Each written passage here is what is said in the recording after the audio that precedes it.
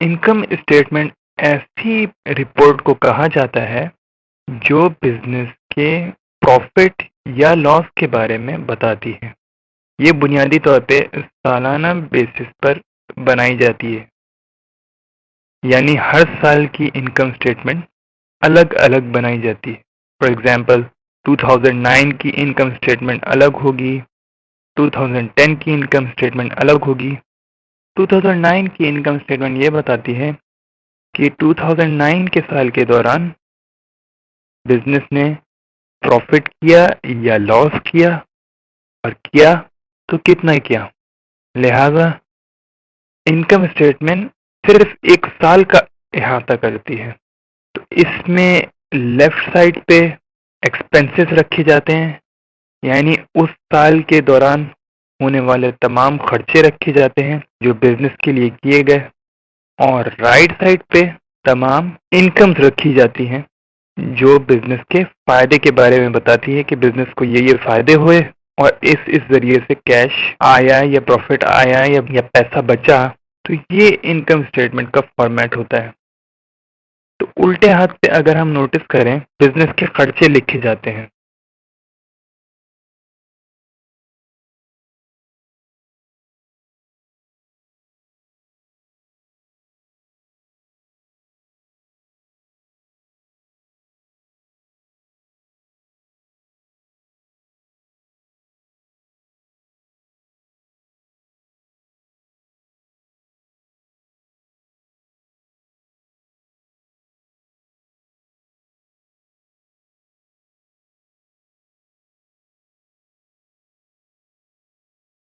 सबसे पहला खर्चा ओपनिंग स्टॉक है।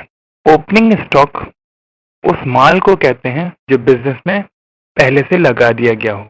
अब जाहिर सी बात है, ये बिजनेस में माल जो खरीदा है बेचने की नीयत से खरीदा है, तो इसको खरीदने के लिए भी खर्चा करना पड़ा, तो वो खर्चा यहाँ पे रिकॉर्ड होगा।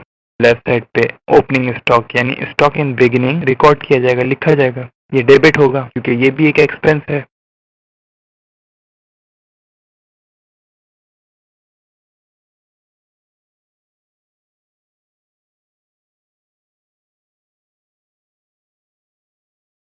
फिर परचेजेस। अब यहाँ ये बात नोटिस करने की है कि परचेजेस खरीदारी को कहते हैं।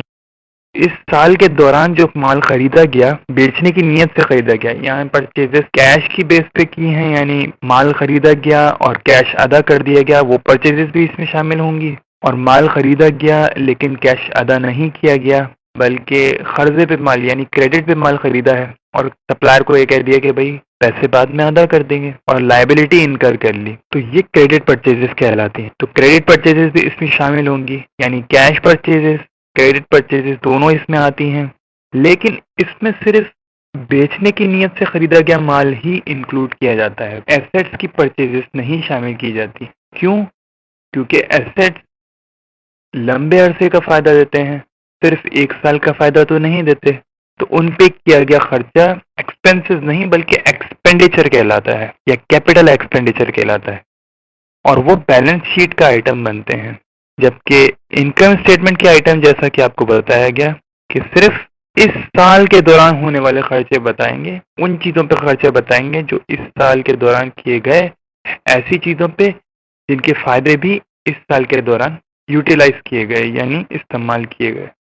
मिसाल के तौर पे एक राइस का बिजनेस है, यानी चावलों का बिजनेस है जो चावल बेचता है। अब ये बिजनेस चावल परचेज करता है, तो ये चावलों की परचेज क्योंकि बेचने की नीयत से की गई है तो परचेजेस ही कहलाएंगी, क्योंकि ये माल है जो बेचने की नीयत से खरीदा गया है। लेकिन अगर यही चावलों का बिजनेस फर्नीचर खरीदता है या बिल्डिंग खरीदता है या और कोई एसेट्स खरीदता है, तो वो परचेजेस में नहीं शामिल होंगे। जबकि परचेज का मतलब आम जबान में यही कहा जाता है कि भाई जो चीज भी खरीदी है वो परचेज की है आपने। लेकिन स्ट्रिक्ट कमर्शियल टर्म्स में परचेजेस सिर्फ माल की परचेज को कहा जाता है, और माल सिर्फ बेचने वाली चीजों को कहा जाता है जिनको आप बेचने की नीयत से खरीदें, ना कि बिजनेस में रख के कई साल का फायदा हासिल करने की नीयत से खरीदें।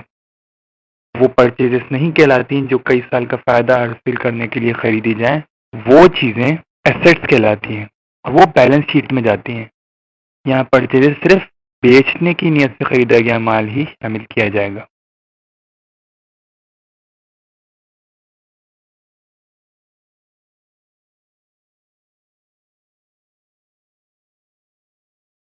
अब यहाँ पे एक चीज नोटिस करने की है, यानी अगर फर्ज करें हमने बेचने के लिए 100 कंप्यूटर्स खरीदे हैं और हमें 100 कंप्यूटर्स बेचने हैं, तो ये 100 यूनिट्स हमारी परचेजेस हुई।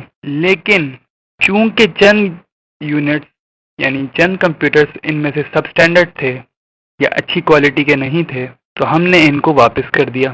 तो इस साल के दौरान हमने 100 यूनिट्स परचेज करके सेल तो नहीं किए ना। 100 यूनिट्स में से सिर्फ परचेजेस पूरी 100 यूनिट्स की तो नहीं हुई। 100 यूनिट्स में से 20 यूनिट्स हमने वापस कर दिए। 100 कंप्यूटर्स में से 20 कंप्यूटर्स हमने वापस कर दिए हैं। तो हमारी इस साल की परचेजेस सिर्फ 80 हुई हैं। तो हमें सिर्फ अपनी इस साल की परचेजेस में 80 की अमाउंट लिखनी चाहिए, ना कि 100 की अमाउंट। इसलिए परचेजेस में से परचेज रिटर्न माइनस किया जाए। परचेज रिटर्न उस खरीदारी को कहा जाता है जिसे आप वापस कर दें। यानी हमने कंप्यूटर खरीदे थे बेचने के लिए, तो ये हमारी परचेजेस थी, लेकिन हमने इनको रिटर्न कर दिया, वापस कर दिया, क्योंकि ये लो क्वालिटी या सब स्टैंडर्ड थी। तो इससे कहते हैं परचेज रिटर्न, और ये हमेशा परचेजेस में से लेस कर देनी चाहिए, यानी माइनस कर देनी चाहिए, ताकि हम असल परचेजेस के फिगर तक पहुंचे। फिर डायरेक्ट एक्सपेंसेस आते हैं। डायरेक्ट एक्सपेंसेस कहते हैं, डायरेक्ट एक्सपेंसेस उन खर्चों को कहते हैं जिनका बराह रास्त ताल्लुक बिजनेस का माल खरीद कर बेचने से हो।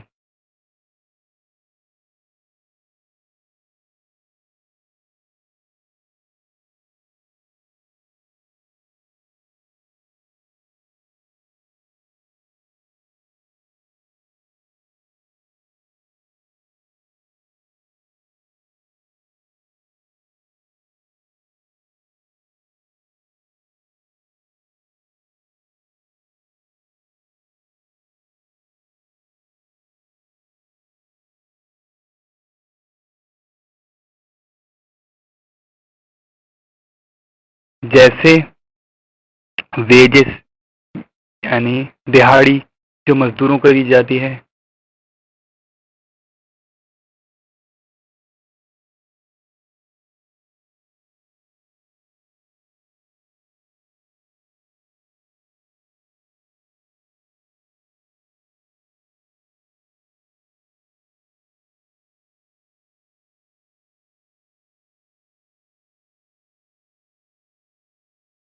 माल खरीद के फैक्ट्री लाने तक की जो ड्यूटीज हैं या फ्रेट चार्जेस होते हैं, वो खर्चा भी डायरेक्ट एक्सपेंसेस है।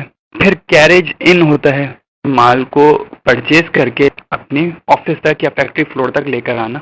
इस पे जो खर्चा है उसे कैरेज इन कहते हैं। मिसाल के तौर पे ट्रांसपोर्ट का खर्चा पड़ा, ट्रांसपोर्ट इन भी कह देते हैं इसको। इसे किसी बड़ी व्हीकल पे रख के लेकर आए हैं तो वो खर्चा कैरेज इन कहलाएगा। लेकिन अगर यही खर्चा हुआ है ऐसी चीज खरीदने में जो आप एसेट खरीद के लाए हैं, मिसाल के तौर पे आप प्लांट खरीद के लाए हैं, तो वो प्लांट या मशीनरी तो फिक्स एसेट है, तो उस पे हुआ हुआ कैरेज इन यहाँ इनकम स्टेटमेंट में नहीं दिखाया जाएगा, बल्कि वो एसेट के अकाउंट में प्लस कर दिया जाएगा, क्योंकि वो एसेट की अमाउंट बनती है, वो उसका डायरेक्ट खर्चा है। जहां तक बेचने के माल का ताल्लुक है, ये बेचने के माल के कैरेज इन वर्ड्स की बात हो रही है कि माल जो बेचना है, मिसाल के तौर पे इन्वेंट्री जो बेचना है, चावल या जो भी चीज़ हम बेचते हैं, मिसाल तो मैंने यहाँ चावल की दी थी, तो चावल बेचने के लिए अब चावल को पोर्ट से, फर्ज करें सी पोर्ट से आपने लिया और वहाँ से उठा के अपनी फैक्ट्री तक लेकर आए, तो ये जो ट्रांसपोर्ट का जो खर्चा हुआ है इसे कैरेज इन कहा जाएगा, क्योंकि ये बेचने के माल को आप लेकर आए हैं, ना कि एसेट को। ये इंपॉर्टेंट पॉइंट जरूर याद रखें। स्टूडेंट्स गलती से एसेट के कैरेज इनवर्ड्स को भी इसमें शामिल कर लेते हैं, जबकि एसेट्स का कैरेज इनवर्ड्स एसेट की कीमत में जमा किया जाता है। यहाँ सिर्फ वही अमाउंट लिखी जाएगी जो बेचने के माल को उठा के आप यहाँ लेकर आए, यानी वो माल, यानी स्टॉक को आप उठा के लेकर आए फैक्ट्री पे या ऑफिस पे, तो वो कैरेज इनवर्ड्स यहाँ पे इंक्लूड किया जाएगा। वेज और सैलरीज को एक साथ भी यूज कर लिया जाता है, लेकिन नॉर्मली पुरानी बुक्स में जो प्रैक्टिस नजर आती है वो यही नजर आती है कि वेजेस क्योंकि डायरेक्ट एक्सपेंस होता है, यानी बराह रास्त खर्चा है, मेन खर्चों में से एक है, तो इसलिए इसे वेजेस को अलग रखा जाता है और सैलरीज को अक्सर औकात अलग रखा जाता है। लेकिन ये भी याद रहे कि इनको अक्सर औकात एक साथ क्लब करके भी शो कर दिया जाता है। वेजेस या सैलरीज यानी वो खर्चा जो मजदूरों को दिहाड़ी देने पर किया गया, जो मजदूर हमारे बिजनेस के लिए काम कर रहे थे, तो हम उनसे फायदा उठा रहे थे, तो उनके फायदे के अवेस्ट हम उन पे खर्चा कर रहे हैं, तो ये हमारा एक्सपेंस हो गया, तो ये एक्सपेंस यहाँ पे शामिल किया जाएगा। जरा क्रेडिट साइड की तरफ देखते हैं इनकम स्टेटमेंट के।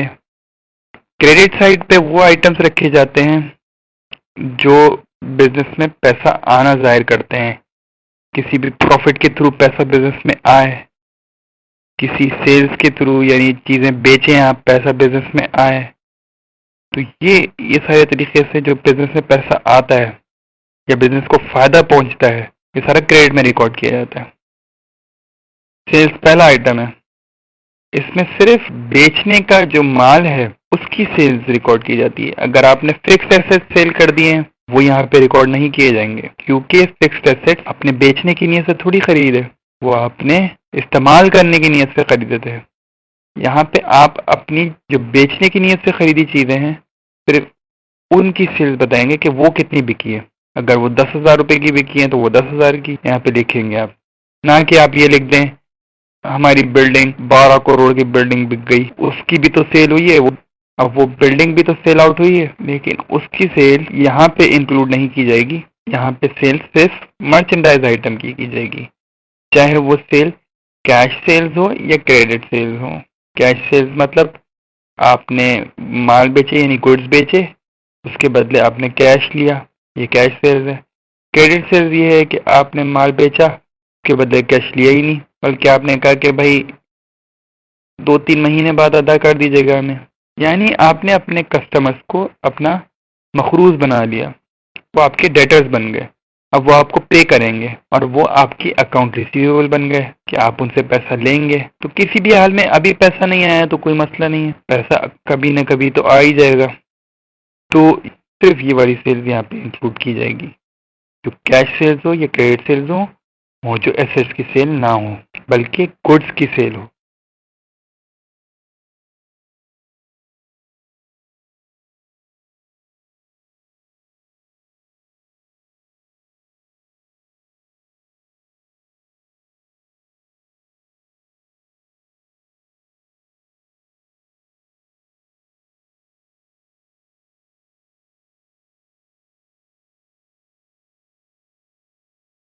लेकिन इस सेल्स में से सेल्स रिटर्न्स माइनस कर देने चाहिए।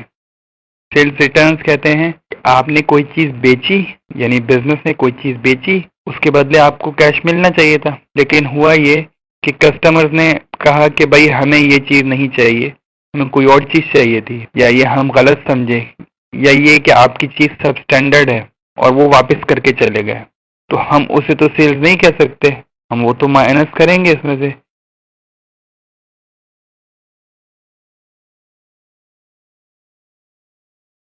कि मिसाल के तौर पे हम बता रहे हैं कि हमारी 10 कंप्यूटर्स बिक गए, हर कंप्यूटर 10,000 रुपए का था, 10 कंप्यूटर बिके तो यानी 1 लाख रुपए की सेल्स हो गई।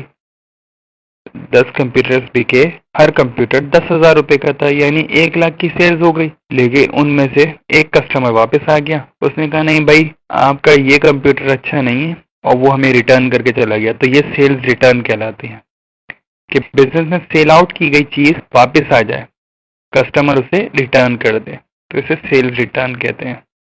इस तरह परचेजेस रिटर्न ये थी कि बिजनेस ने जो चीजें खरीदी हैं उन्हें वो अपने सप्लायर को वापस कर दे, तो परचेज रिटर्न था। यहाँ सेल्स रिटर्न ये कि बिजनेस ने जो चीज बेची है उन्हें उनके कस्टमर्स वापस करके चले जाएं कि भाई आप अपने पास रखें, हमें नहीं चाहिए, और पैसे वापस ले जाएं, या उनकी लायबिलिटी कम हो जाए।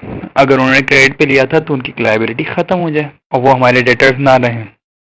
तो सेल्स रिटर्न इस सेल्स से माइनस की जाएगी कि हम 1 लाख रुपए की सेल्स बता रहे थे, जबकि एक कंप्यूटर वापस आ गया, तो अब 1 लाख की सेल्स तो नहीं रही, अब सिर्फ 90,000 की सेल्स रही है। तो हम सिर्फ 90,000 की सेल्स यहाँ पे शो करेंगे, यानी सेल्स माइनस सेल्स रिटर्न्स।